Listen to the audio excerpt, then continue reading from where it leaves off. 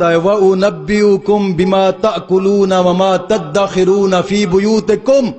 حضرت عیسیٰ علیہ السلام نے فرمایا میں تمہیں خبر دیتا ہوں، اے میری قوم میں تمہیں خبر دیتا ہوں کہ تم اپنے گھر میں کیا کھاتے ہو اور کیا جمع کر رہے ہو۔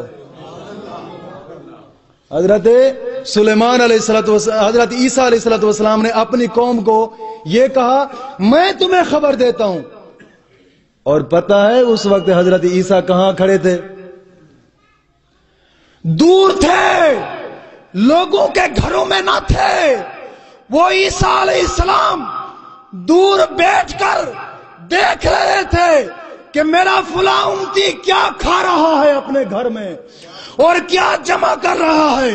ارے ہم سوال کرتے ہیں، عیسیٰ سے کئی درجے بلند ہمارے نبی کا بلند مرتبہ ہے۔